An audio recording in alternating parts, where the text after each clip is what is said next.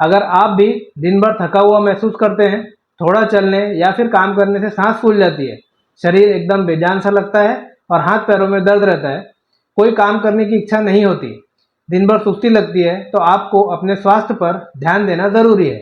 आज के समय में लोगों को थकान और कमज़ोरी लगना बहुत आम समस्या बन गई है।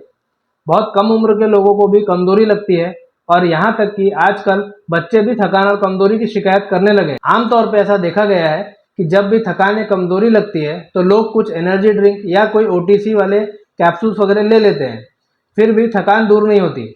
इसका कारण है कि लोगों को थकान का रूट कॉज जाने बिना ही उसका इलाज करते रहते हैं। लेकिन आयुर्वेद में जब आप जुड़ते हैं तो सबसे पहले हम बीमारी के रूट कॉज को पता करते हैं और फिर उस पर काम करते हैं।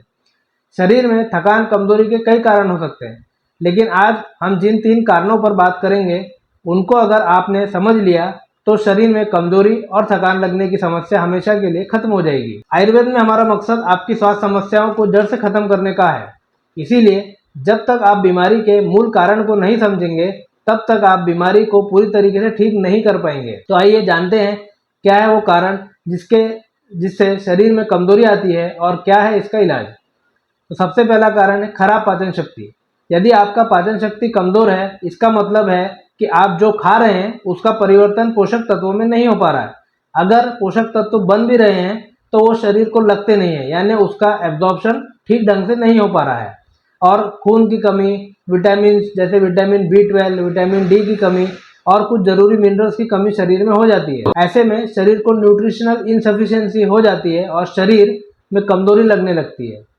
तो अगर खून की कमी है, हीमोग्लोबिन की कमी है, इन सब का की भी जड़ कमजोर पाचन शक्ति ही होता है। इसीलिए केवल विटामिन की गोली ले लेने से परमानेंट सोल्यूशन नहीं हो पाता और रूट कॉज को समझना जरूरी है। दूसरा कारण है शरीर में टॉक्सिन्स का जमा होना। आज हमारा लाइफस्टाइल पहले से बहुत बदल गया है, जिसके कारण वक्त बेवक्त खाना, बिना भूख लगे कुछ खा लेना, ऐसी चीज़ें खाना जिसमें पोषक तत्व कम हैं और कैलोरीज ज़्यादा हैं। आज जो फल, सब्जी, अनाज भी हमें मिल रहा है वो सब भी केमिकल और फर्टिलाइज़र युक्त होता है। अगर हम बाहर भी देखें तो धूल, धुआं, पॉल्यूशन ये सब कुछ है। आज हम प्लास्टिक का उपयोग भी बहुत ज़्यादा करने लगे हैं। ये प्लास्टिक भी एक प्रकार का केमिकल है जो हमारे शरीर में जाके उसको नुकसान करता है। इन सब के वजह से शरीर में टॉक्सिन जमा होने लगते हैं। ये टॉक्सिन ब्लड में मिक्स हो जाते हैं और जिसके कारण ब्लड में ऑक्सीजन ले जाने की कैपेसिटी कम हो जाती है। और जब ऐसा होता है तो शरीर के सेल्स को ऊर्जा नहीं मिल पाती और शरीर में थकान और कमजोरी लगने लगती है। इन टॉक्सिन्स के कारण शरीर में कई प्रकार के ब्लॉकेज भी बन जाते हैं और ब्लड सर्कुलेशन ठीक ढंग से नहीं हो पाता। ब्लड सर्कुलेशन नहीं होने से हाथ पैरों में दर्द लगता है, थकान लगती है। लीवर पे जब ये टॉक्सिन्स जमा हो जाते हैं या लीवर पे चर्बी जमा हो जाती है तब भी शरीर में कमजोरी लगती है। जो तीसरा बड़ा कारण है वो स्ट्रेस और एंग्जाइटी है। आज के समय में ये बहुत कॉमन सा कारण बन गया है। डिप्रेशन, स्ट्रेस, एंग्जाइटी, बोरियत, आज हर जगह कंपटीशन है, जिस कारण चाहे आप नौकरी में हो, बिजनेस करते हो या स्टूडेंट हैं, सभी को स्ट्रेस का सामना करना पड़ रहा है। साथ ही साथ रिलेशनशिप्स में भी तनाव की स्थिति बन रही है। इन सब के कारण भी शरीर में थकान और कमजोरी लगती है। इसके अलावा शराब, सिगरेट, नशीले पदार्थ का लंबे समय तक सेवन करने से भी हमारे नर्वस सिस्टम पर नकारात्मक असर होता है और कमजोरी लगने लगती है।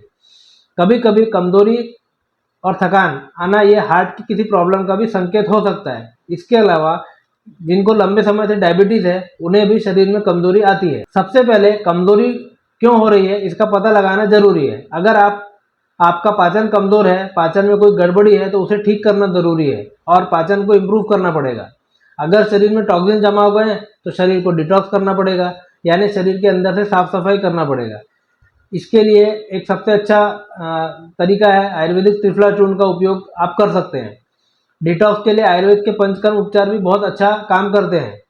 अगर स्ट्रेस, एंग्जाइटी, डिप्रेशन के कारण थकान हो रही है तो इस पे काम करना पड़ेगा। थकान और कमजोरी के लिए आप त्रिफला चूर्ण, हरड़, बहेड़ा और आंवला इनको मिला के साथ में त्रिकटु चूर्ण यानी सौंठ, काली मिर्च और पिपली, इन दोनों को मिला के सुबह शाम लेने से बहुत फायदा होता है। इससे शरीर का डिटॉक्स भी हो जाता है और पाचन भी इम्प्रूव हो जाता है। इसी के साथ साथ आयुर्वेद में अश्वगंधा, शतावरी, विदारीकंद, शिलाजीत, बला अश्वगंधा इस प्रकार के बहुत सारे वनस्पति का उपयोग भी थकान और कमजोरी को ठीक करने के लिए किया जाता है। इन वनस्पतियों का प्रयोग आप अपनी प्रकृति के अनुसार कर सकते हैं। तो इस तरीके से आप थकान के कारण को जानकर उसका इलाज करेंगे तो शरीर में हमेशा स्फूर्ति और चुस्ती बनी रहेगी।